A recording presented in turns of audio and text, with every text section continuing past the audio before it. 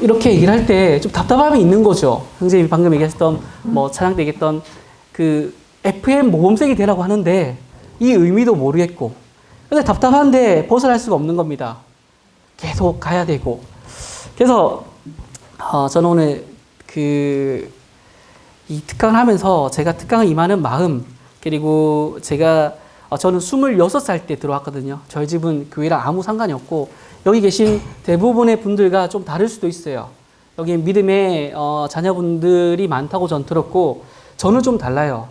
유교 사상이 있는 제사를 지내는 집에서 평생을 살았고, 26살 때 구원받았기 때문에 사실 방향성이 확실히 이제 틀어진 그런 어떤 인생의 히스토리와 답답했던 인생의 질문들, 그리고 오늘 제 특강의 핵심인 바로 아브라함이 받았던 그 비전이 어떻게 이루어져 갔는가, 거기서 저희는 교훈을 받으려고 합니다. 그리고 이제 무엇을 할 수 있을까에 대한 어떤 우리들의 항상 질문이, 하나님은 무엇을 원하실까? 그리고 마지막으로 지금 계신 여기 있는 분들이 10년 후에는 어떻게 결정이 나는가에 대해서 나누려고 하는데요. 먼저 사실 저는 교회 안에서는 평범한 사람일 수 있습니다. 이 평범한 의미가 신학적으로 틀린 의미일 수 있지만, 여러분들이 이해하기 쉽게 교회에서나 있는 우리 집사 역할하는 교사 역할 일꾼, 그 위치에 있습니다. 저도 여러분들과 대학생 시절을 겪었고, 취직했고, 직장을 얻었고, 가정을 얻었고, 이제 교회에서 주님을 섬기고 있는 거죠.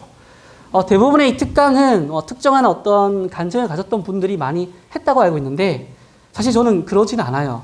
여기 있는 분들이 아마 물론 이게 절대적인 건 아니지만, 사실 교회에서는 다수의 선교사보다 다수의 일꾼이, 그리고 선교사가 나오고, 저는 이제 통계적으로 그렇다고 생각하는데, 그 중에 저는 한 명이죠. 그래서 여기 계신 대다수의 분들이 아마 저의 길을 가지 않을까라는 생각을 합니다. 제가 뭔가 한계를 짓는 건 아니고요. 우리 통계적으로 봤을 때. 그래서 그러면 이제 신앙에 저는 이제 여기 계신 분들이 더 오래되신 분도 있겠지만, 어떤 나이로 봤을 때 그 신앙의 선배가 할 수 있는 얘기가 뭘까를 좀 생각해 봤고요. 그래서 결국은 제 말씀은 여러분들을 응원하고자 하는 말씀이기 때문에 편안하게 들어주시면 되고요. 사실 시작은 저도 특별했다기보다는 제 인생이 완전히 바뀌었던 거는, 저는 이제 공고 출신입니다. 여러분들 지금 공고를 잘 안 가셔서 잘 모르겠는데, 제가 올해 41거든요. 41살인데, 제가 20살 때 여기 그래서 지금 이제 20대인 분들은 태어나기 전이겠죠. 저는 공고를 나왔고, 집안 형편도 있었지만 공부를 잘 못했기 때문에 방위산업체라는 군대 대신 가는 거죠. 사실 공장입니다, 공장. 근데 제가 이 얘기를 하는 이유는, 여기 생각 없이라고 되어 있는데, 근데 아무도 제 주변은요, 제 인생인데 이거를 억울하다기보다는 제 인생에서 얘기를 해주는 사람이 없었던 거예요. 공고 가서, 저는 시골 사람입니다. 공고 가서 기술을 배워서 취직하면 된다. 아주 옛날 사람들 얘기를 듣고 공고를 갔더니 충격적이게도 이 고등학교 1학년, 2학년이 기계 과목을 하면요, 너무 충격적입니다. 너무 힘들고 내가 지금 이런 거 하려고 여기 왔나라는 생각이 들 정도로, 그렇게 이제 인생을 살다가 이제 전문대 기계 일이 하기 싫은 거죠. 여러분, 기계 일을 하시면 정말 답답합니다. 하루 종일 그 기계 앞에서 이 기계의 어떤 쇠 가공이 이렇게 하면 튀고, 저장기도 튀고. 그래서 이제 저는 그걸 벗어나려고 전문대에 이제 입학을 한 거죠. 또 저는 수능도 치지 않았습니다. 이 방위산업체의 어떤 경력으로 전문대 갔더니, 이제 여기서 이제 부산 남부교회 제 친구 형제를 만나게 되는 거죠. 친구 아버지가 바로 윤경규 형제님이신데, 어느 날 친구가 아버지를 소개시켜 준대요. 저는 너무나도 놀랐습니다. 아버지가 학교에 오니까. 우리 또 시골 사람들은 또 그런 게 또 되게 강하거든요. 그래서 제가 그 친구에게 아버지가 목사라는 얘기를 못 들었어요. 근데 딱 멀리서 보는데 뭘 하나 들고 오는데, 저게 뭘까? 먹을 것 같진 않은데, 엄청난 성경책을 들고 오시는 거예요. 저 첫날을 만났는데 아버지라는 그 이름 하에 무려 3시간 동안 복음을 들었습니다. 난생 처음 성경책을 받고 아니 적당히 하셔야 되는데 지금 생각해보면 아니 3시간 동안 처음 만났는데 놓지를 않으시는 거예요. 그 강의실에서. 근데 저만 있었던 게 아니라 제가 아버지가 온다고 하니까 뭔가 모르게 이 아버지가 우리 인생의 교훈을 얘기해 주신다고 하시니까 제가 그때 총대였거든요. 그래서 학생들을 몇 명 모았습니다. 야, 너희 들어라. 들어야 된다, 이거. 나 뭔지 모르겠지만. 끝나고 나서 밥은 당연한 거고 그 동생들에게 엄청 꾸중을 들었습니다. 이게 뭐 지금 뭐 하는 거냐. 그래서 결과론적으로 남부교회에서 청년들이 저를 섬겨서 축구를 하고 청년이 되어지고 거기서 이제 멘토가 되는 형제님을 만나게 되는데 물론 이제 임경영제의 말씀을 듣고 구원을 받고 이 멘토가 하는 얘기는 2가지를 저한테 강조를 했어요. 종서야, 너의 인생을 보니까 집에서 뭔가 해줄 수 있는 사항이 아니라면 2가지를 네가 가져가야 된다. 하나는 신앙의 뿌리고 또 하나는 전문성이다. 뭐 현실적으로 얘기해 주셨어요. 잘 걸러 들어 주십시오. 그 형제님이 저한테 얘기한 거는 믿음의 뿌리도 있어야지만 결혼을 하려면 전문적인 어떤 일도 있어야 돼. 먹고 살 만한. 그래서 이제 그 형제님이 한 얘기는 전문대에서 그치지 말고 공부를 좀 더 하라는 거죠. 그래서 저는 이제 편입을 했고, 그 형님이 얘기는 뭐냐면, 대학원까지 가라. 그러면 직장은 어느 정도 결정이 날 거고, 그런데 그까지 가는 아주 중요한 것은 뭐냐면 시간이었습니다. 시간. 네가 26년간, 27년, 8년 동안 네가 신앙의 뿌리가 없기 때문에 이 학교를 다니면서 교회를 열심히 하면 한 6년 정도 네가 믿음의 뿌리를 누린다면 너의 가정에서는 하나님이 축복을 주실 거야. 복을 주실 거야 하는 거예요. 그래서 그 얘기를 믿었는데 근데 제가 왜 그 형의 얘기를 듣기를 좋아했냐면 제 인생에 처음으로 미래를 위해서 얘기하는 사람이 등장했다는 거죠. 현재가 아니라 미래에 너는 뭔가 잘 될 거예요. 공부를 하면. 저는 이제 그 형제님을 통해서 대학원에 입학을 했고 거기서 이제 전추환 형제를 만나게 되는 거죠. 저의 그 이제 지도 교수시거든요. 그런데 마치 제가 전문대에 와서 대학원 가서 공부를 열심히 했다고 생각하실 수 있는데 전 열심히 했는데 성적은 그러지 않았어요. 제가 대학교 졸업할 때 저희 28명 중에 제가 뒤에서 2등하고 나왔습니다. 꼴찌가 저랑 같이 갔던 형제. 저희는 꼴찌에서 1, 2, 3들은 저희 형제 3명이었어요. 저희 모임에. 그래서 저 딱 3점이었거든요. 여러분 학점 알잖아요. 3점을 겨우 딱 채우고 갔어요. 대학원 가서. 대학원 가서도 졸업을 사실 간신했습니다. 제가 갈 수 있는 학교가 아니었어요. 여러분들의 수준은 높을 수도 있지만 부산대 대학원은 영어 시험을 칩니다. 저는 고등학교 때 영어를 배우지 못했거든요. 간신히 이렇게 해서 영어를 겨우겨우 패스해서 제가 대학원 가서 가장 싫었던 사람이 전추환 선생님이셨어요. 왜냐하면 전추환 선생님은요, 여기 여러분들 보시면 엄청 힘 있는 말씀하지만 정말 학교에서 FM이세요. 못하면요, 정말 많이 혼내시고 저를 정말 많이 혼내셨어요. 잘 못하니까. 논문이 제일 안 나오고 영어 성적이 없고 근데 끝나고 어찌어찌 졸업을 해서 직장을 얻었던 것이 부산이 아니라 울산에서 포항이었습니다.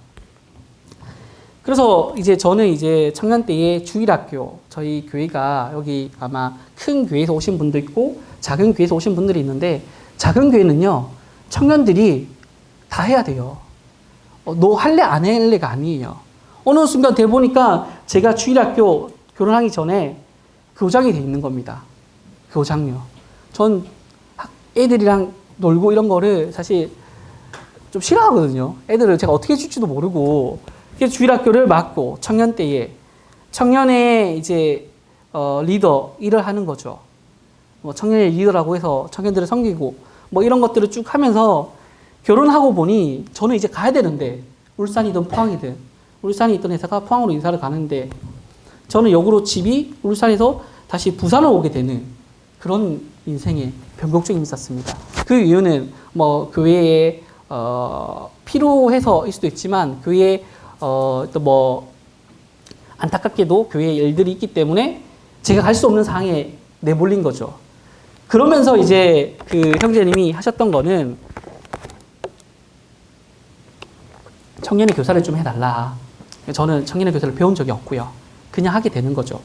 그 일꾼이 없기 때문에.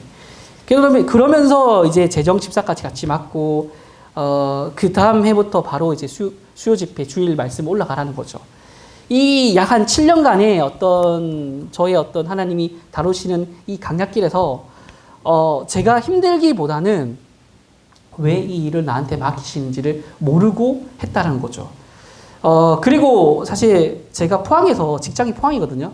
계속 부산에 왔다 갔다 했는데, 말이 주말 부부지 수요일날 와야 되고, 그러니까 월요일 갔다가 화요일날 자고, 그 수요일 아침에 뭐 회사 출근했다가 저녁에 왔다가, 목요일날 다시 포항 갔다가, 금요일날 다시 와야 되는 거죠. 그래서 사실은 계속 왔다 갔다 했는데, 그 부산에서 포항까지 거리가 한 2시간 정도 됩니다. 이걸로 계속 왔다 갔다 해야 되는 상황인데, 그러면서 교회 일은 정말 많았고, 그래서 제가 여기서 보시면 정말 빡빡하게 저도 살았는데 다른 생각할 틈이 없는 거예요. 돌아오면 교회 일, 가정 일, 그 사이에 결혼도 있고, 저희 자매가 늘 이제 저를 기다리고, 늘 이제 제가 도착하기를 이제 기다렸다가 자고, 이런 저희들의 이제 훈련의 과정에서 제가 3년 전에 이제 둘째가 태어나면서 교회가 또 안정화됐고, 직장을 도저히 부산에 구할 수 없어서 이제 재정적인 어려움도 좀 있고 해서 이제 포항으로 왔어요. 북포항교회에 와서 제가 이때 품었던 마음은 좀 쉬어야겠다. 이제 그래도 한 10년 정도를 달려왔으면 안식년이다라는 생각에, 여기 계신 형제님께 죄송하지만 좀 쉬어야겠다라고 했는데, 이제 전추하는 잼이 그때 이제 CBF의 임원이 되시면서 전화가 오신 거예요. 종서야, 쉬면 안 된다. 아니, 쉬면 신앙은 이제 돌아올 수가 없다는 거예요. 그럼 제가 뭘 하게 되겠습니까? 북포항교회를 잘 모르고, 송도도 모르고 처음 가는 교회인데 CBF를 하라는 거예요. 전 CBF 사실 잘 몰랐거든요. 예전에 캠프만 알고 있었고. 그래서 막 하는데 평강 형제님 또 전화가 오시고, 우리 김소령 형제님도 전화가 와서 이 한동대라는 학교가 있기 때문에 CBF를 하라는 거예요. 저는 모르는데, 그래서 북포항교회 가자마자 이제 장로 형제니까 이런 기도 제목을 받았다 해서 북포항교회에서 이 CBF를 기도하고 있었다는 거예요. 보니까 김소령 형제님이 얼마 전에 다녀가신 거예요. 송도 집회로. 그러니까 이 형제님들은 CBF를 누군가 해주길 바라는데 할 사람이 없고, 그러면서 이제 CBF 교사, 저 CBF 밴드 가면 저희 이제 히스토리 있습니다. 처음에 4명이 있었어요. 4명. 난 그들이 지금 그들이 이제 잘 성장했지만 교회에 잘 나오는 청년인 줄 알았어요. 왜냐면 한동대에 어떤 그런 게 있었고. 그러니까 이들이 신앙이 안 좋다가 아니라 교회에 잘 안 나오는 청년들이었던 거예요.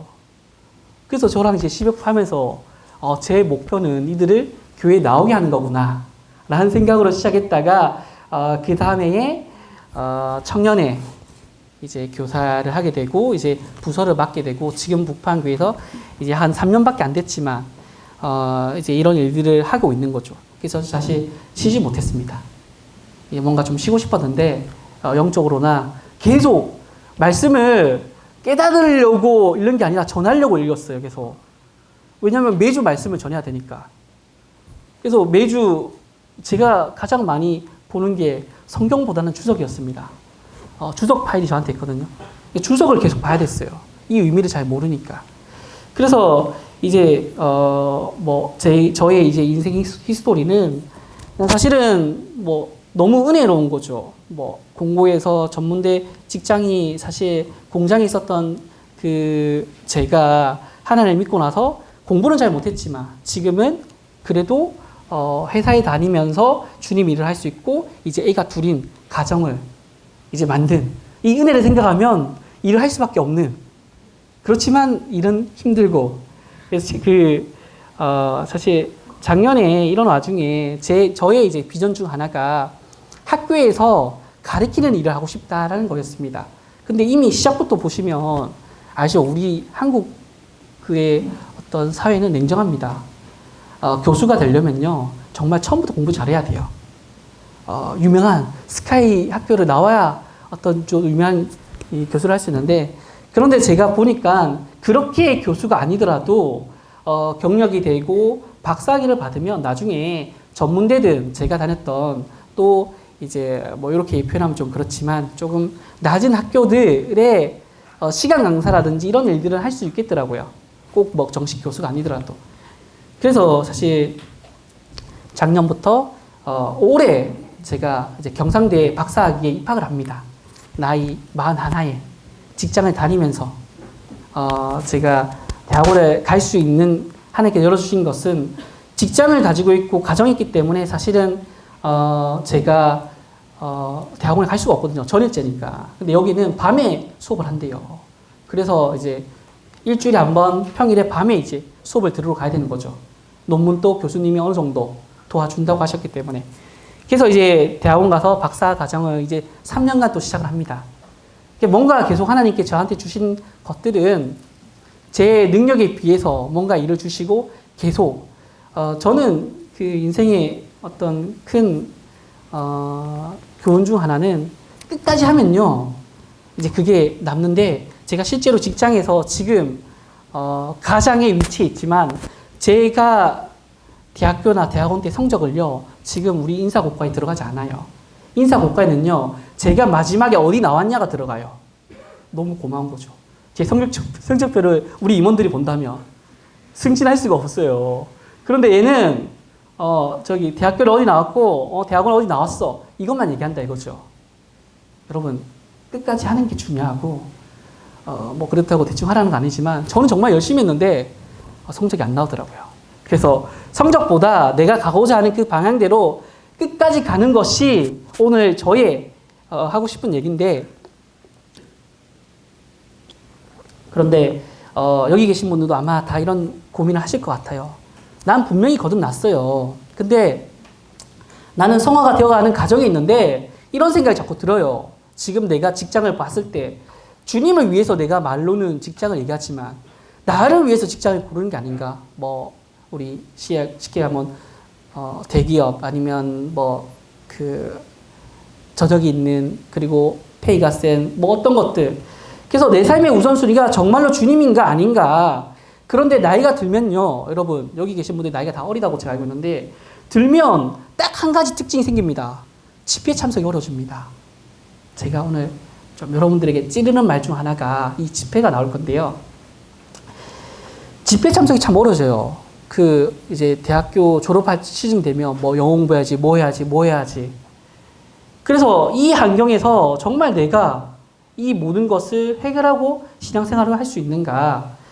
그래서 사실은 저는 그럴 수 없다라고 생각해요. 모든 문제를 해결하고 모든 정답을 가져가는 것은 우리 신앙이 아니라 우린 불완전한 상태에서 그래서 주님을 붙잡을 수 있는 거죠.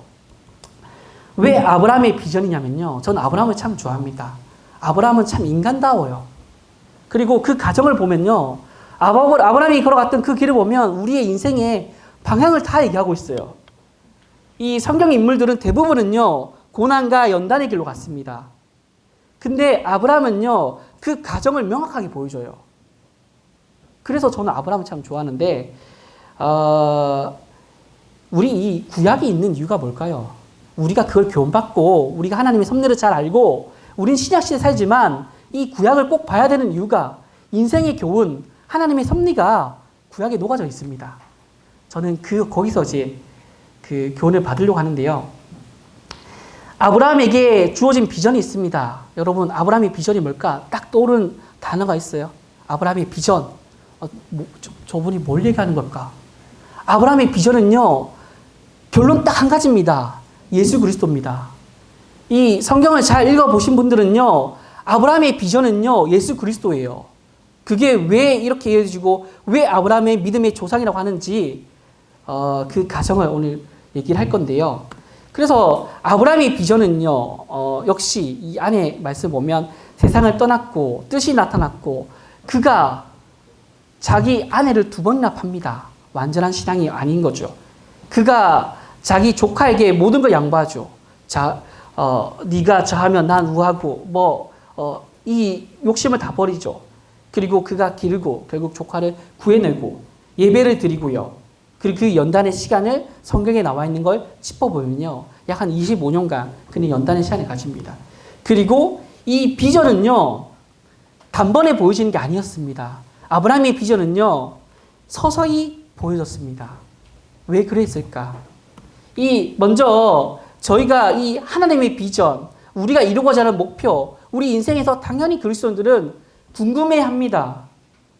그리고 이루려고 해요. 직장인, 어떤 가정, 뭐든. 그런데 하나님의 뜻보다 내가 빨리 이루려고 하는 이 한국 사람의 심리, 이 외국 사람들이 지금 한국 사람들을 다시 연구하기 시작했대요. 이 코로나가 끝났는데 마스크를 벗지 않는다는 겁니다. 이 유일한 그 민족이래요. 우리나라만 유일하게 마스크를 벗지 않는데요. 왜 벗지 않을까요? 내게 오는 피해를 내가 막는다는 거죠. 내가 마스크 벗는 그 자유보다 내게 오는 피해가 싫다는 거죠. 그래서 이 사실은 우리가 어려운 길, 신앙의 길, 그 느리고 답답한 그 길, 이렇게 표현해서 죄송한데, 그 길보다는 뭔가 세상적인 길, 저는 주님을 위해서 지금 직장을 공부를 하고 있기 때문에 괜찮습니다. 스스로. 그런데 그게 하나님 주신 비전인지, 사탄의 비전인지 모른 채 나아가고 있지 않은가. 아브라함의 비전은요, 사실은 의미를 보면 좀 답답합니다. 저걸 가지고 어떻게 가라는 거야. 근데 아브라함은 갔어요. 그럼 결국 아브라함의 비전을 통해서 우리는 어떤 것을 이룰 수 있는가? 이 아브라함의 비전에 이 첫 번째로 나오는 게 바로 자신의 집을 떠나라는 겁니다.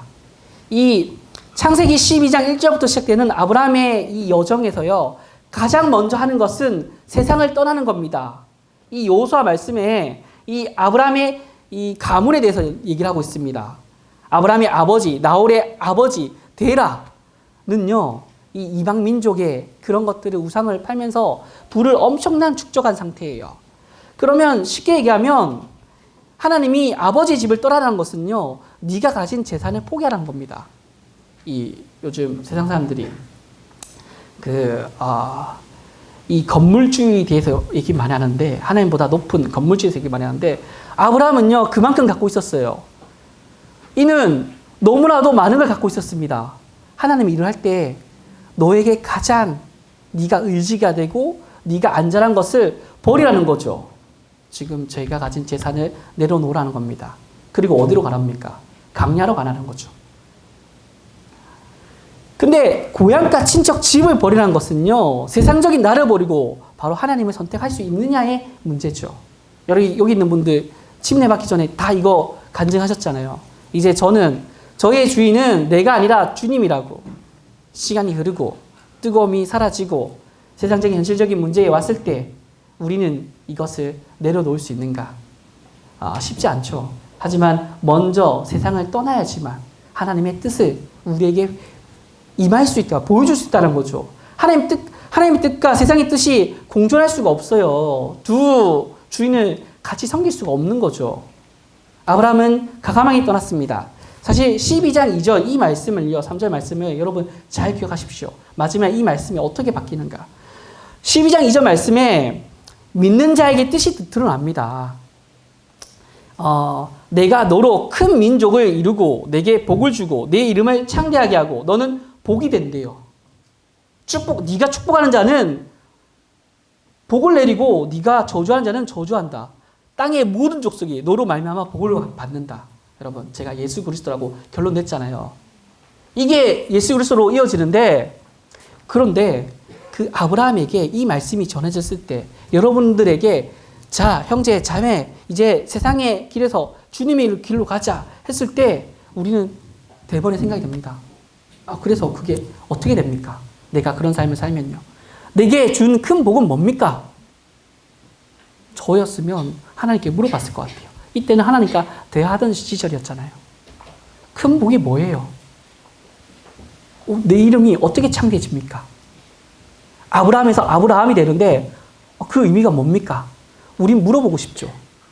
근데 답을 해주지 않아요. 하나님이 여기까지인 거예요. 구체적인 삶의 내용과 의미를 보여주지 않은데 우린 또 가야 돼요. 제 전공에 맞는, 제 적성에 맞는 직장을 얻고 주님 일을 하게 되는 거죠. 그런데 하면서 답답함이 있죠. 아니 도대체 이 끝이 뭘까? 나를 선교사, 나를 교회의 나를 또 어떤, 근데 명확하게 누군가가 얘기해 주지 않죠. 물론 그 중에 처음부터 하나님의 비전이 명확해서 어떤 일들을 하시는 분도 있을 수 있습니다. 지금 제가 얘기한 거는 제가 겪었던 대다수의 사람들은 하나님의 뜻이 정확하게 뭔지 모르고 나가는 경우가 많다는 거죠. 이게 바로 우리들의 믿음입니다. 아브라함의 믿음은 하나님이 가라고 해서 이 복을 주신다고 해서 갔을까요? 아닙니다. 하나님이 가라고 해서 갔습니다. 왜냐하면 이 복을 모르잖아요. 무슨 복인지.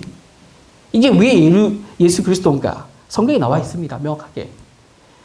그런데 이 여기서는 아브라함이지만 아브라함이요. 이 말씀을 읽고 12장 7절에 2절 3절에서 말씀을 받고 4절에 떠나고 바로 7절입니다. 7절. 바로 집을 떠나서 얼마 안 가서 이 베레 동쪽산에서 제단에서 제사를 지냅니다. 이때 제사를 지냈다는 것은 그 감사하고 하나님의 뜻을 명확히 자기의 사명으로 확신했기 때문에 이 제사를 지낼 수 있는 거죠. 우리 침례 맞고 나서 어떻습니까? 뜨거워서 저는 이제 주님만을 위해 살겠다. 교회에 모든 걸 헌신하겠다. 저는 2주 만에 깨졌거든요. 교회 너무 가기 싫더라고요. 예배를 막 하라고 하니까 이제 막 구원받았는데, 근데 지금 시대는요, 바로 성령과 교회를 통해서 이 부르심을 확인할 수 있습니다. 그래서 우리는 교회라는 곳이 있고, 우리 스스로 못하기 때문에, 아브라함은 그렇지도 않았지만, 스스로 제단을 쌓고 하나님께 그 이름을 부르고 감사를 드렸어요. 그런데, 아브라함이 언제 무너지냐? 저는 사실 성경 보면서, 이걸 보면서 교훈받기보다는 위로받았습니다. 아주 통쾌하죠. 바로 그 다음 내려갔는데, 애굽에 갔는데, 가자마자 무너집니다. 애굽의 권력자, 왕이, 너 와이프가 참 예쁘다. 너 아내가. 누구냐 했을 때 겁이 난 거죠. 이 시대에 자기 누이라고 속인 겁니다. 자기 누이라고. 이거 자기 아내를 판 거예요. 엄청난 죄임에도 불구하고 오늘날 이게 나왔으면 말이 안 되는 거죠. 제가 단순히 여기 있는 형제에게 거짓말한 게 아니고요. 여기 있는 내가 사랑하는 와이프가 제 와이프가 아닙니다 하고 얘기했다니까요. 이런 일을 바로 아브라함이 합니다. 어떻게 해요? 하나님의 사명을 받고 하나님께 감사드리고 제사 지낸 이후에 아브라함의 행동이 바로 이렇습니다. 전 좀 통쾌하더라고요. 나의 어떤 연약한 신앙을 위로해 주는 것 같고, 이 세상의 힘의 눈치를 아브라함도 봤구나. 그럴 수 있구나. 그래서 우리는 계속 넘어져야 된다라고 얘기하는 게 아니라, 괜찮다고 얘기하는 게 아니라 이럴 수도 있구나. 우리는 연약하고 하나님의 우리에게 은혜를 베푸셨지만 우리는 세상의 눈치를 볼 수도 있구나. 그래서 저희 하나님께 도와주시죠. 아브라함의 아내 사내 일로 바로와 그 집에 큰 재앙을 내린다. 바로가 불러서 이게 무슨 일이냐 했더니 내 아내라고 이제 알게 되는 거죠. 그런데 그 아브라함은요, 한 번 더 팔아요. 창세기 20장에 자기 아내를 한 번 더 팔거든요. 그래서 참 반복해서 똑같은 죄도 지을 수 있다는 거예요. 여러분, 저도 청년 때에 이 생각의 죄, 또 이 행동의 죄들을 많이 지었습니다. 아직 해결하지 못한 죄도 있고요. 우리의 완전한 신앙은 없습니다. 그 죄가 조금씩 없어지고 빨리 돌아오는 거겠죠. 아브라함도 창세기 20장에서 무려 12장에서 20장까지 가는 그 시간이 있을 건데 또 자기 와이프를 판다니까요. 그래서 이걸 갖고 우리는 또 죄를 짓자 이게 아니라 그만큼 하나님의 일을 하는 사람도 실수할 수 있고 거기에 정죄할 필요는 없어요. 다시 일어서라고 하는 의미지. 그런데 이제 이 13장에서 이제 아브라함이 좀 정신을 차렸습니다. 이제부터. 이 롯에게 이 조카 롯이요. 사실은 아브라함은 아버지 같은 존재입니다. 이 롯이 뭔가 요구하고 해서는 안 되는 존재예요. 이 족장시대의 아버지는요. 그럼에도 불구하고 롯은 자기의 식구들, 자기의 어떤 가족들을 위해서 이 욕심을 냅니다. 아브라함은 그러지 않았습니다. 이 보여지는 것에 욕심이 없었어요. 하나님이 일을 할 때 세상의 욕심을 내가 컨트롤하지 못하면 하나님 뜻으로 가지 못합니다. 이거는 여러분들이 너무 잘 아시는 거기 때문에, 하나님이 함께 하시기 때문에 내가 사실은 직장과 나의 어떤 물질, 집, 결혼, 이 부분에서 자유로울 수 있으면 하나님 뜻을 더 명확하게 알 수 있다는 거. 그래서 하나님이 원하시는 것이 무엇인지 우리가 아는 것이 참 중요하죠. 그것을 선택하는 건 우리의 몫이기 때문에 우리는 그 선택을 정확하게 하면 됩니다. 명확하죠. 뭐가 그러면 하나님이 아닌 거냐. 내 욕심과 나의 편안과 세상에서 요구하고 집회를 못 가게 하고 예배를 못 드리게 하고 내가 하나님을 더 생각하지 못하는 그것을 선택하기를 바라는 이 사탄의 생각을 우리는 반드시 잡아야 되고, 그래서 이 아브라함이요, 이때부터 이 연습을 합니다. 연습. 이 족장 시대에, 강야 시대에서 이들을 지키기 위해서는 사실은 현실적인 군사 훈련을 들어가는 거죠. 길리고 훈련된 자 318명. 이들을 길러냅니다. 아주 용감한 용사들을 길러내는 거죠. 자신들의 자기의 집에 있는 사람들로 통해서. 그래서 이 사실 조카 롯을 구해 올 수 있는 그 일을 사역을 할 수 있는 거죠. 사실 저는 이것을 보면서 아브라함이 만약 하나님의 은혜만 믿고 훈련하지 않고 현실에서 하나님만 그냥 맹목적으로 믿고만 있었다. 하나님의 일을 하지 못한다는 거죠. 그 상황에 맞춰서 아브라함은 지금 강야에서 지금 이때는 저희처럼 법이 있고 그게 아니잖아요. 법이 있어도 유엔이 있어도 지금 러시아가 우크라이나에 쳐들어가는 이 상황에서 우리가 힘이 없으면, 우리가 지킬 수 있는 힘이 없으면 하나님의 뜻대로 우리는 기르고 훈련되어져야 되는 거죠. 오늘 찬양 사회에 보시는 이백영 제임의 말씀처럼 진짜 세상에 나가보면 우리가 할 수 있는 게 없는 사람이 돼버리면 우리는 사실 지금 계속 하나님의 이제 허황된 시간들을 사용하고 있는 거죠. 그래서 저는 이것을 보면서 아브라함이 준비했고 그 때가 됐을 때 우리가 그것을 할 수 있는 자가 된다는 것은 뭐냐면요. 실제로 여기 있는 분들은요, 저는요, 이루는 사람입니다. 하나님의 일을 하는 사람들이란 거죠. 여러분들이 왜 지금 이 바쁜 시간에 와서 말씀을 배우고 여기서 나누겠어요? 시간 나니까 가서 한번 들어봐야겠다. 친구 사귀어야겠다. 이게 좋죠. 이 효과가 있죠. 근데 그 이면에는 명확하게 지금 준비가 되는 거죠. 말씀을 배우고 지금 우리는 준비되고 우리의 마음에 뿌리를 내리는 거죠. 그리고 나중에는요. 우리는 실제 이루는 사람들이고요. 하는 사람들이란 거죠. 여기서 저는 그거 아닙니다. 라고 하는 분들은요. 아마 나중에 지켜보게 될 겁니다. 훌륭하게 주님을 섬기는 그 사람들을 지켜보면서 이제 왔다 갔다 하는 사람이 될 수도 있는데, 그리고 이제 그 이후에 바로 롯을 구한 이후에요. 이 살렘의 왕 멜기세덱에게 하나님이 제사장이었죠. 그에게 예배를 드리게 되는 거죠. 그래서 아브라함은 예배의 가치를 분명히 알고 있었고 훈련되고 하나님을 의지했지만 바로 이런 하나님께서 쓰시는 그 일을 순종하면서 나아가는 자였다. 이 예배를요. 여기서 10분의 1, 구약에서 우리가 말하는 10분의 1은 전체인 거 아시죠? 가장 첫 소산물을 들었기 때문에 그것이 우리의 모든 것이 하나님의 것임을 인정하는 그 일을 하는데 아브라함은 소홀하지 않았다. 그래서 이 연단의 흐름을 조금 보면요. 저희에게 지금 주어진 시간이 있고 지금 당장 우리가 할 수 있는 일이 없을 수 있는데 아브라함은 12장 4절부터 여기서 나이를 보면요. 75세였어요. 그리고 이 아브라함이 이삭을 잘 아시죠? 죽이려고 하는 그때가 100세가 넘은 이유죠. 그래서 약 25년 정도를 연단을 받습니다. 시간적으로. 그래서 단번에 우리가 성장하고 단번에 우리가 뭔가 바뀔 것 같지만 그러지 않아요. 특별한 은사가 있는 분들은 그럴지 모르겠지만 대부분의 저희들은, 그래서 사실 저는 이 얘기를 어떻게 받았냐면 그래서 답답하지 않아도 되는 거구나. 지금 내 눈앞에 이루어지는 것들이 없어 보일지라도 아브라함도 마찬가지였습니다. 단번에 뭔가 이루지 않았고 그 안에 가정에서 실수가 있었고 그래서 비전이 사실은 이루어지는 우리의 어떤 가정에는 시간이 필요한다고요. 연단의 시간. 그런데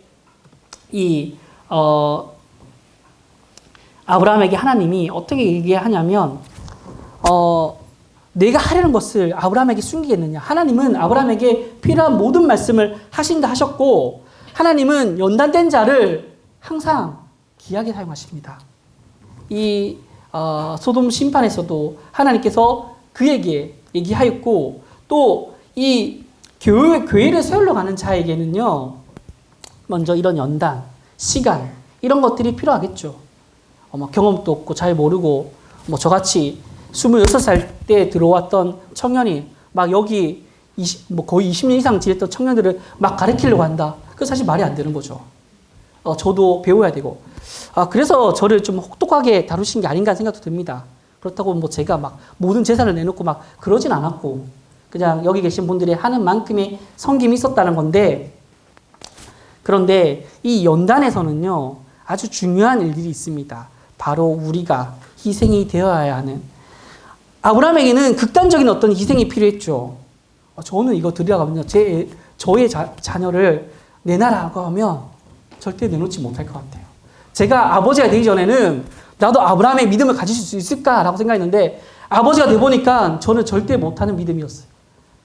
예, 제가 보기만 해도 흐뭇한 내 아들, 내 딸을 내가 그럴 수 있을까?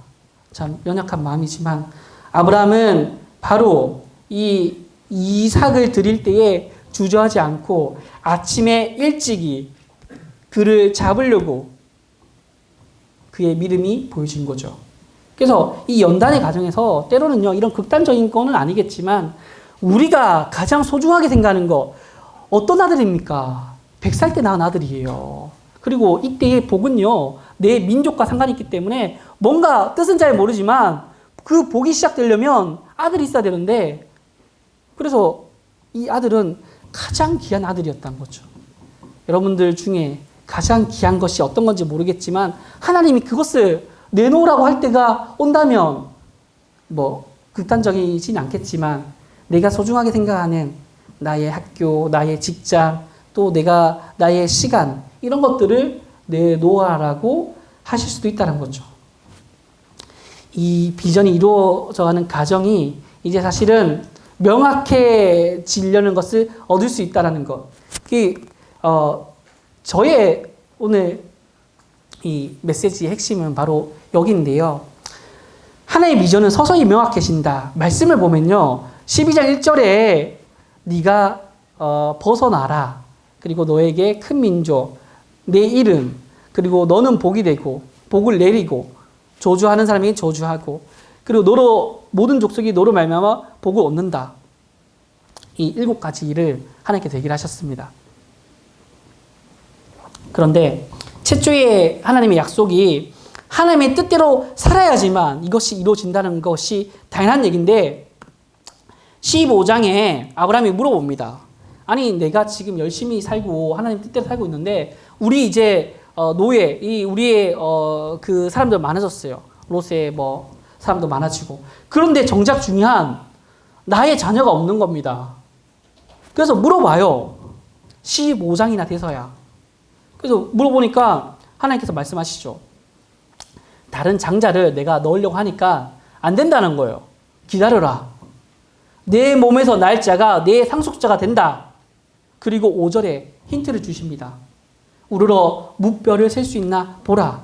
또 그에게 이르시되 내 자손이 이와 같으리라. 성경에 그 우주에 대한 별이 많이 나오는데요. 옛날 사람들이 우주에 있는 별을요, 몇 개 정도 생각했냐면요, 약 한 1000개 정도 생각했대요. 왜 1000개냐면요, 1000개 정도 볼 수 있는 시야가 있었대요, 사람에게. 지금 우리 눈이 정말 좋으면 2.0인데, 그때는 이제, 3.0였던 사람도 많으니까. 그런데 하늘을 보면 별이 많으니까 내 자손이 이렇게 된다는 거예요. 여러분 믿을 수 있을까요? 지금 내 자녀가 없는데 어떻게 내 자손들이 그렇게 많아질까? 그러려면 내가 지금 다둥이 막 놓고 막 이렇게 해야 될 것도 같은데. 근데 지금 하나님이 첫 번째에 주셨던 비전보다 조금 더 이 힌트를 주는 거죠. 야, 아브라함아, 너에게 주는 큰 민족은 바로 하늘의 별과 같아. 지금 자녀가 없지만. 저는 이걸 보면서 사실 15장 3절에 아브라함은요, 불만이 있었고, 또 그것이 내가 자녀가 없으면 내게 뭔가 문제가 있나? 그럼 다른 장자를 통해서라도 할까요? 라는 어떤 해결책을 제시하는 건데, 하나님은 그러지 않았습니다. 주어진 말씀대로 네가 아직 잘 모르지만 나는 분명히 너를 통해서 큰 민족을 이룬다. 이 중간 과정에서 하나님께 물어보는 것이 또 의미가 있다고 생각해요. 중요하고. 내가 지금 잘하고 있나? 내가 지금 잘 나아가고 있나? 여러분, 확인해야 됩니다. 우리는 중간에 내 멋대로 할 수 있는 그런 충분한 이기적인 사람이기 때문에 중간에 확인해야 됩니다. 어떻게 확인할까요?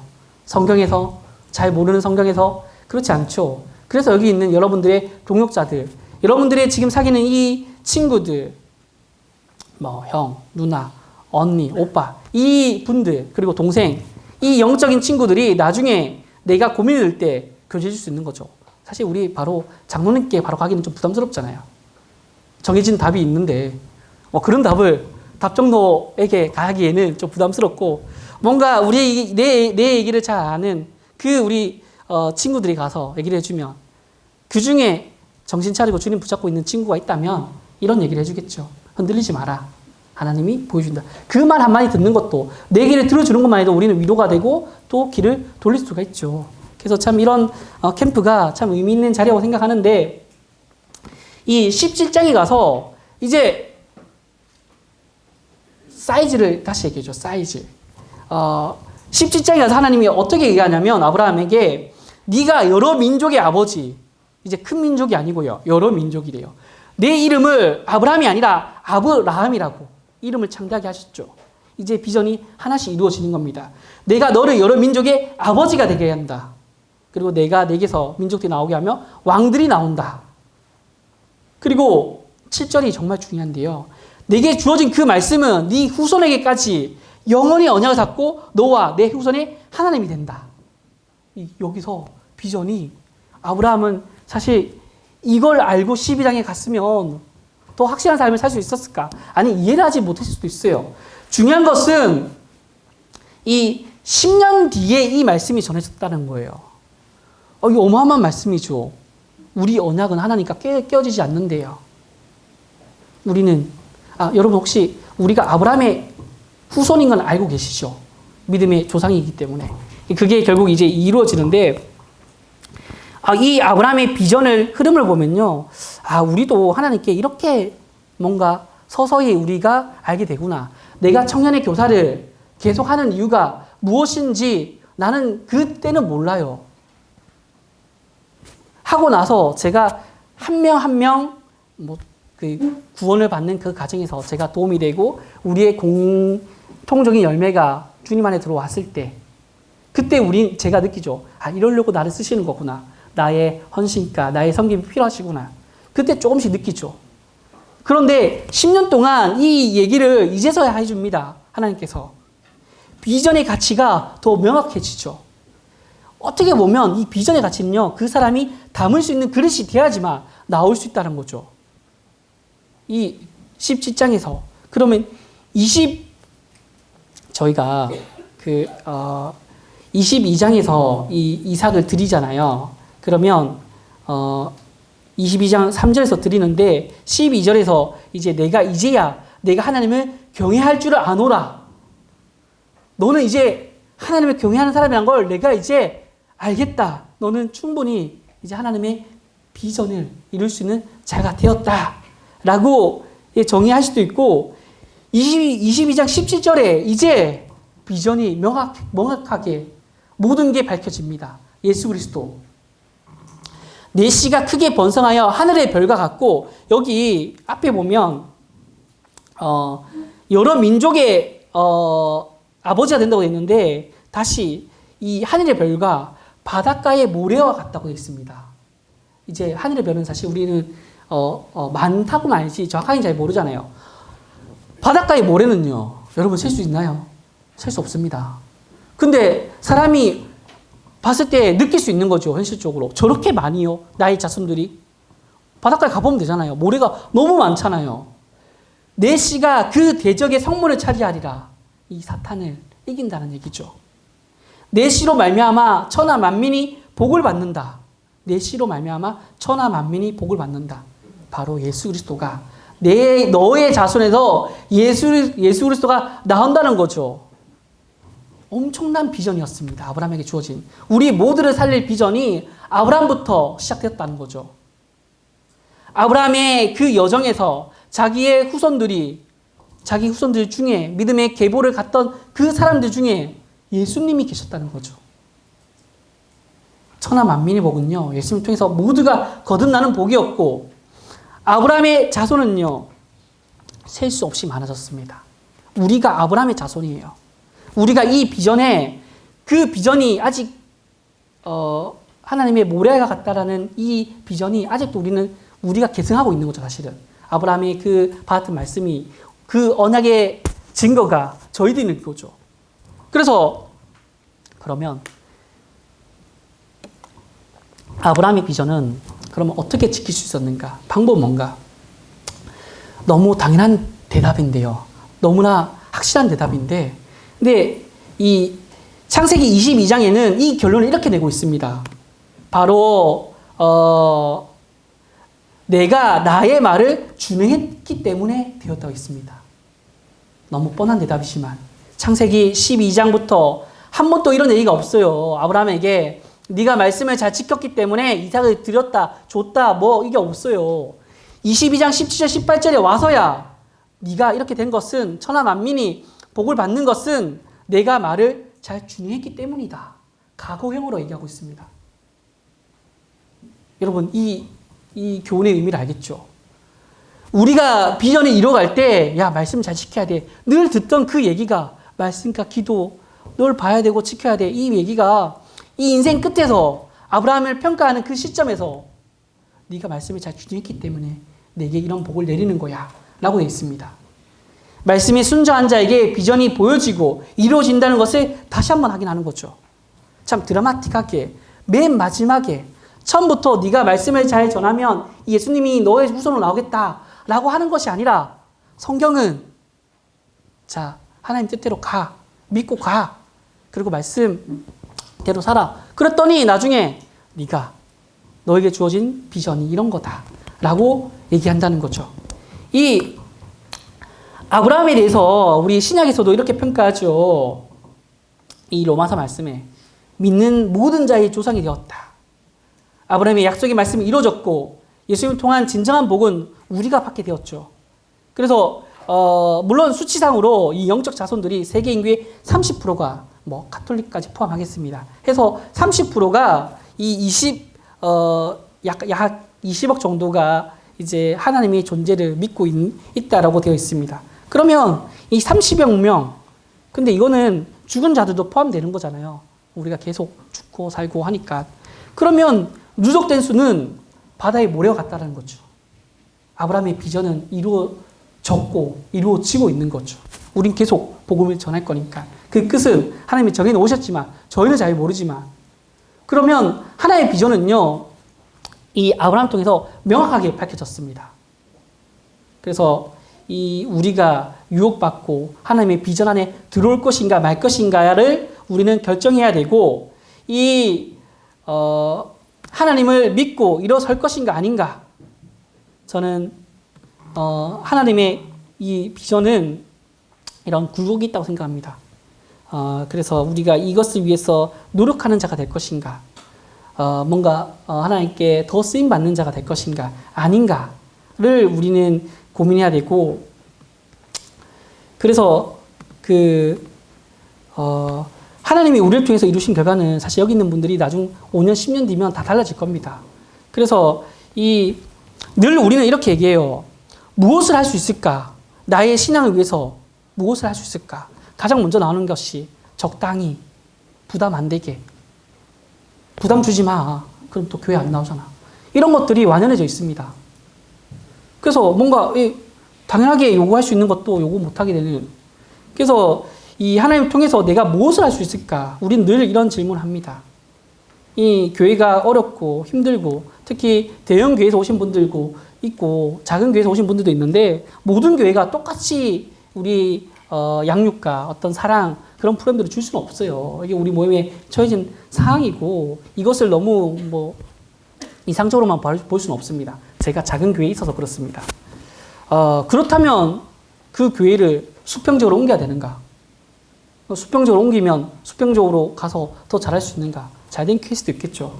하지만 저희들 일꾼, 뭐 제가 이제 중간 세대가 되다 보니까 더 열심히 섬기는 것도 맞는데 이 교회가 어렵고 힘들기 때문에 우리는 세상으로 나가야 되는가 말아야 되는가 라는 고민이 이 한다는 자체가 좀 성경과 맞지 아니하다고 생각이 들고 그런데 질문 자체가 무엇을 할 수 있을까 해서 무엇을 원하실까로 바뀌면 하나님 뜻을 더 명확하게 알 수 있을 거라 생각이 되어져요.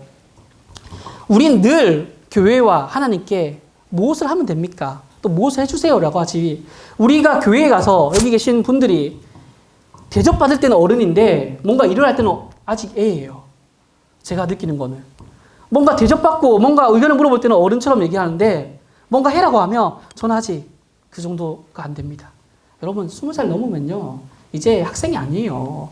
자기가 교회에서 한 성도의 책임이 있고 지금까지 받았던 사랑에 대한 책임과 또 무엇을 꼭 해야 되기보다는 어른으로서 이제 돼야 되는 거죠.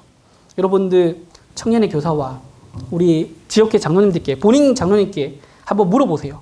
장로님, 제가 교회에 어떻게 하면 됩니까? 무엇을 원하십니까? 교회에서 저에게. 근데 이거는 저의 분별이 있습니다. 여기 있는 분들은 아마 그러지 않을 건데 코로나를 거치고 나서 장로님들 중에 아마 10명 중에 8명은 이걸 얘기할 거예요. 형제, 자매, 집회 참석만 좀 잘해줘. 이걸 얘기할 거예요. 여기 잘하시는 분들이 많아서 이 얘기를 더 쉽게 할 수 있는데 사실 모임의 현실이고 수준입니다. 우리 상황입니다. 수요 집회에 제가 청년 때 계속 들었던 얘기가 이겁니다. 수요 집회가 그 모임을 결정한다고 했습니다. 수요 집회가 왜 중요한 줄 아세요? 수요 집회 뭐 주일 예배가 아니고 주님 성경이 높다 이런 얘기를 하는데 그럼 왜 이 기독교에서 수요 집회를 계속 놔둘까요? 하나님이 우리가 선택해도 되고 안 되고 하는 그 집회를 하나님이 놔뒀다고 생각하지 않습니다. 이 주일은 너무나 당연한 거지만요. 수요 집회는요.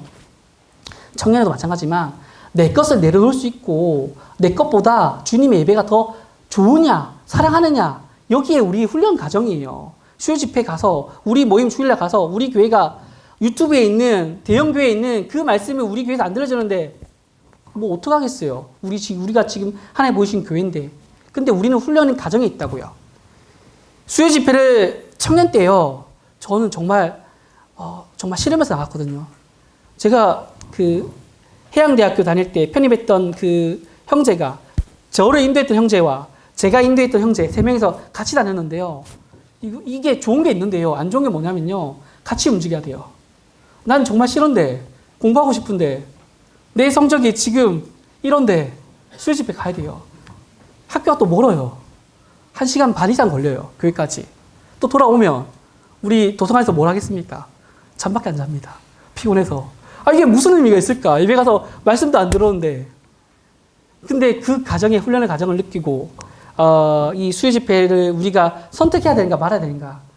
사실 저는 좀 따라갔거든요. 제 마음으로 선택한 게 아니라 억지로. 여러분들이 이 초대교회를 보시면요. 사도행전 2장을 보시죠. 날마다 모여서 예배를 드렸습니다.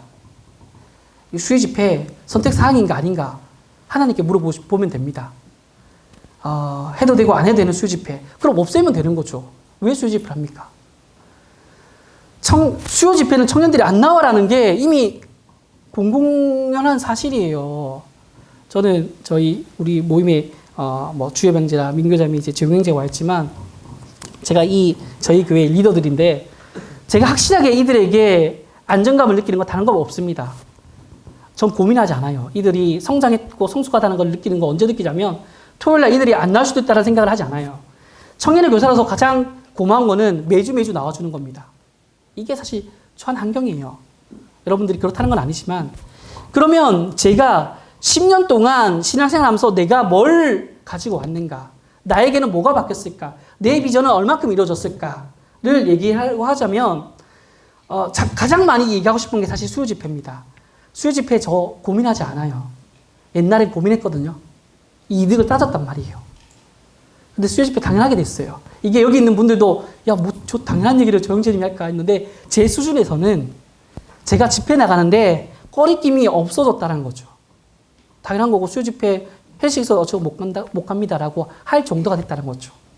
이렇게 하는 장년들 많지 않아요. 제 스스로도 제가 대견할 때가 바로 그때입니다. 교회에서 대단한 걸 할 때가 아니라 내가 집회를 가는데 고민하지 않고 자유로움이 있는 거죠. 하나님을 만나고 수요 집회 그 말씀이 때로는 내 마음에 와닿지 않을 때가 있지만 그건 제가 교만하고 제가 낮아서겠지만 근데 고민하지 않습니다. 여러분들 어떠세요? 수요 집회. 주의를 우리가 얘기하면 너무 우리가 수준을 낮추는 것 같아서 이 수요 집회 여러분들 멀건 뭐 힘들건 지켜보시는 것이 여러분들의 신앙의 훈련입니다. 훈련. 제가 결혼하고 사실 뭐 이렇게 배려가 있을 줄 알았어요. 애 낳고 제가 울산에서 왔다 갔다 2년 했고 포항에서 왔다 갔다 했기 때문에 뭐 실망한 거 섭섭한 게 아니라 근데 저희 교회 처한 환경은 제가 일하지 않으면 일할 사람이 없는 거예요. 장로님의 간곡한 부탁도 있었지만 제 스스로도 하나님이 우리 가정이 사용돼야 돼. 애 놓든 안 놓든 저희 집은 항상 토요일 날, 일요일 날 청년들이 가득했습니다. 이 자매들 이제 포기를 한 거죠. 한두 분 오고 안 올 줄 알았는데 매주 오니까 이제 자매들 거기에 적응한 거죠. 안 오면 섭섭하고. 저희 집은 항상 토요일 날, 일요일 날. 근데 뭐 제가 잘 살지 못하기 때문에 우리는 늘 라면을 먹든 뭘 해 먹든 청년들이 그렇게 같이 있었거든요. 그게 이제 익숙해졌는데 지금 북한교회 와서 보니까 장년들이 많은데 장년들에게 늘 이렇게 얘기를 합니다. 애 낳기 때문에 이해해주고. 애 낳으면 열애예요. 교회 일에서. 그런 게 어디 있습니까? 애 낳았으면 뭐 그걸 또 이기고 해야 되는 거지. 제가 그렇게 해서 좀 억울한 것도 있어요. 나는 그렇게 했기 때문에 왜 쟤네는 그렇게 안 할까라는 것도 좀 있어요. 그런데 애 낳으면 열애, 둘째 낳으면 열애. 아니 그러면 작년 때에 가장 여러분 지금 막 우리 믿음의 가정, 열린 가정이라 얘기하는데 결혼하자마자 한 1, 2년 뒤에 뭐 신혼들은 또 신혼들 간에 시간이 필요하다고. 그러면 뭐 언제 하겠다는 거예요, 언제. 저는 제가 했기 때문에 억울한 것도 있지만 실제로는 그런 기준이 들어가는 순간 일을 못 한다는 거예요. 애 낳았으니까 봐주고, 이사 왔으니까 봐주고, 직장 갔으니까 봐주고. 아니, 그러면 뭐 교회 일과 하나님은 그 사람을 그러면 그렇게 판단하시는 거죠. 아유, 애 낳았으니까 쟤는 사용 못 하겠네. 자신의 평가가 그렇다는 건데, 그러면 안 되죠. 여러분들에게 참 미안하고 부담되는 얘기인데, 지금 교회에 장년들이 얼마나 있습니까? 여러분들 교회에. 저희 교회도 장년들이 많은데, 일하는 장년들 별로 없습니다. 그게 현실입니다.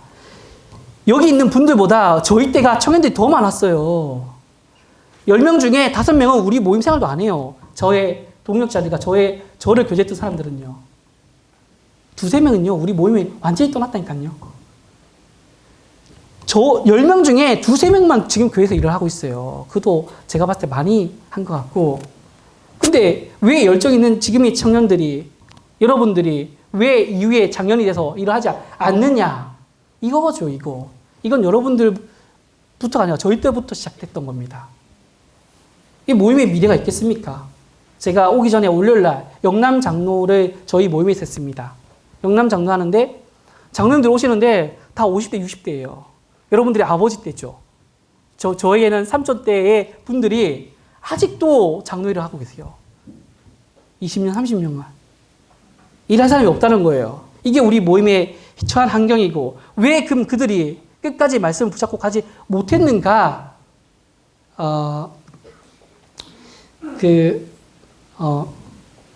31세에 제가 결혼하고 현재 41세가 됐는데요.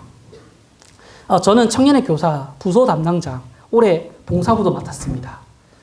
저한테 청년회만 맡긴다고 하셨는데 미디어부 맡고 미디어부를 내려놓으니까 봉사부를 맡기셨어요. 근데 저는 지금 제가 이룬 것이 무엇일까라고 생각해 봤을 때 하나님이 시키셨으면 일단 하자 이거예요. 집회에 내가 뭐 지금까지 은혜로 왔을까라는 생각을 봤을 때 나의 특별함이 아니라 하나님 은혜로 왔다고 하면 하나님께 돌려드리는 거죠. 청년의 교사를 지금 계속 하고 있는 와중에 청년의 교사는 교회 안에서 힘든 부분이요. 시간입니다. 시간을 많이 써야 돼요. 우리 청년들이 날마다 이 사항들이 있기 때문에 많이 만나야 되고 또 많이 시간을 투자해야 되고 저희 자매가 상당히 힘들죠. 아마 저희 집에 와보고 저희 자매랑 교제해 보면 온화한 자매님을 만나지 못합니다. 분노가 있고 화가 있는 그렇지만 어떻게 하겠냐 이거죠. 막 이런 거죠. 사실 그러면서 지금 제가 결혼 생활을 계속 유지하고 있는데 제가 자매한테 참 감사하죠. 억지로 감사함을 줄 때가 많죠. 하나님이. 근데 지금 올해 자매가 자매 총무에서 뭐 이런 것들을 또 담당하고 되는데 그런 가정이 완전하지는 않다고 봐요. 제가 생각했던 제가 경상도 사람이기 때문에 그렇게 위트 있거나 사랑스럽지도 않고 그렇지만 우리가 하나님의 일을 할 때는 확실함으로 나갔을 때 제게 지금 평범하다고 제가 표현을 했는데 사실 틀린 표현이죠. 제 인생에서는 하나님이 아직도 저를 사용하고 계시는 거죠. 가장 일을 잘 못할 것 같았는데 아직도 저를 청년의 교사와 교회에서 나아갈 수 있는 일을 선택하는 거죠. 여러분 제가 여러분들 앞에서 이 얘기하는 게 제가 회사에서 이런 일을 많이 하거든요. 저는 연구원이라서 앞에서 이렇게 프레젠스를 많이 하는데 회사에서 칭찬을 많이 해주십니다.